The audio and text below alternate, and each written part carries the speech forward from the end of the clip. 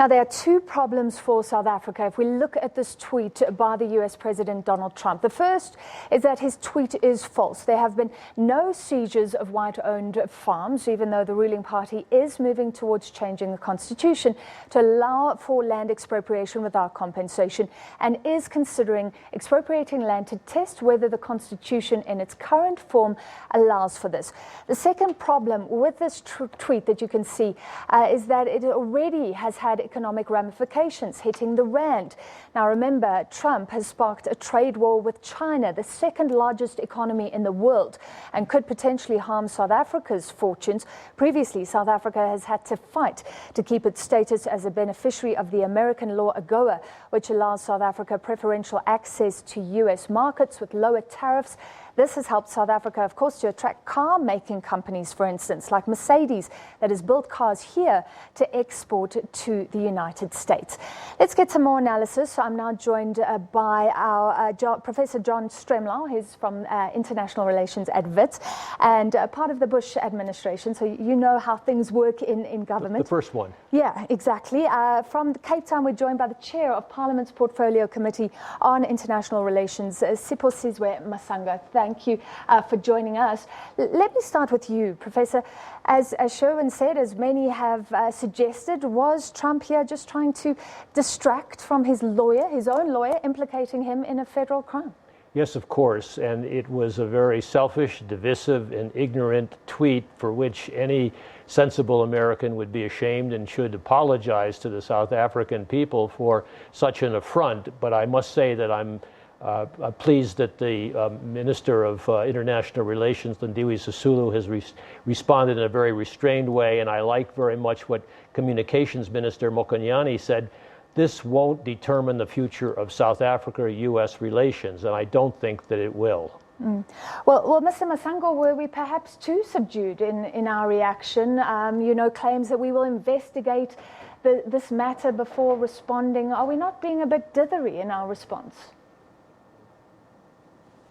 Thank you very much. Well, the sound appears to be very poor, but let me say that the tweet is extremely unfortunate, and because it seems not to be informed by the processes that is unfolding in South Africa and then the intentions of that process. For instance, there is a wide stakeholder consultation being done by Parliament with a view to change the constitution, but everyone else in the country is being invited to these discussions. So I think the South Africans must be allowed to get into a national dialogue about this matter of land reform and land redistribution, which is very necessary. It was part of the national grievance. It was part of the historical injustice. So because our prosecution of the liberation struggle was not for civil rights, only to vote only, but it was to address all other things that constitute poverty,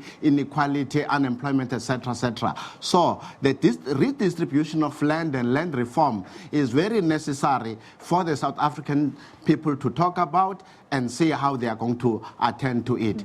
The AfriForum and all other stakeholders are free to come and engage and make their opinions. What I've heard from the president is that those who want to express their opinions, whether they are from in Australia or in the United States and everywhere else, are also free to discuss with the South African government so that it can clarify its position on this matter and why it thinks it is a necessary reform. You would remember that even after 1994 until now, this process has unfolded painfully slow, and it's causing a lot of disquiet and restiveness on the ground. Mr. Masango, what about government's responsibility in this, allowing AfriForum to go to the US to change perceptions? We haven't hit back perhaps strongly enough to counter those negative perceptions. Well, look, the AfriForum is one of the organizations of South Africa, but it is not necessarily a spokesperson for all the South African people, nor for all the white people. In fact, what we should say is that when there was a fight against the apartheid system, the first perception in the world was that it was a fight against white people only because they are white. And when many progressive white compatriots joined the struggle against apartheid, it became clear that it was a fight against the system and not against white people. So there would be no reason to fight against white people. In fact, the white people, particularly the Afrikaners, constitute one of the best pedigree of farmers in the world in South Africa, and we need their skills, we need their expertise, but that does not mean that land reform and land redistribution is not necessary. It must happen in the national interest. Prof, do you think we've done enough to tell that to the world? Look, the complex debate going on in South Africa and in the United States are both essential for our democratic experiments to succeed. We need to be aware of what's taking place in each other's societies, but we should not presume to be able to intervene the way Donald Trump did. And I must add that responsible journalists in the United States, such as the New York Times and the Washington Post, have both presented very balanced accounts of how South Africa has dealt with this in a mature manner in response. It doesn't have to scream back at Donald Trump. It wouldn't do any good anyway. But it does have to remind Americans that there is a serious democratic experiment going on here, that we here recognize that the United States is under stress right now. You cannot generalize on the country on the basis of what Tucker Carlson says on Fox News. You have to take the more complex and longer-term view and pray to God that democracies can be sustainable when the United States has elected a demagogue. Well, you're talking about unbalanced versus balanced media. Let's take a listen to this Fox report that seemingly sparked Trump's Twitter thumbs. Let's take a listen. We've got an exclusive investigation for you tonight. The president of South Africa, Cyril Ramaphosa, has begun, and you may have seen this in the press, seizing land from his own citizens without compensation because they are the wrong skin color. That is literally the definition of racism. Racism is what our elites say they dislike most. Donald Trump is a racist, they say. But they paid no attention to this at all.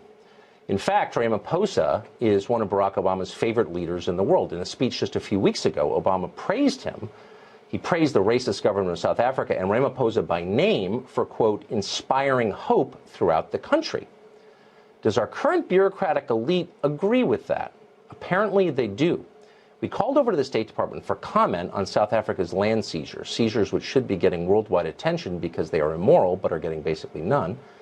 And the State Department replied with what is honestly an unbelievable statement. We're going to quote it for you at length. Here it is, quote, "We are aware of these reports and have been following this issue very closely for some time. South Africa is a strong democracy with resilient institutions, including a free press and an independent judiciary. South Africans are grappling with the difficult issue of land reform through an open process, including public hearings, broad-based consultations, and active civil society engagement. President Ramaphosa has pledged that the land reform process will follow the rule of law and its implementation will not adversely affect economic growth, agricultural production, or food security."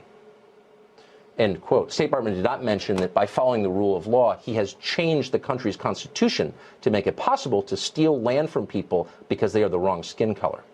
In other words, nothing to see here, says Mike Pompeo's State Department. It's totally okay for South Africa to steal property for racist reasons because they are, quote, a strong democracy and held, quote, public hearings. Criminals, take note, find a buddy, start robbing State Department employees on their way to work. By their logic, as long as you outnumber them, they'll be okay with getting robbed because it's democracy.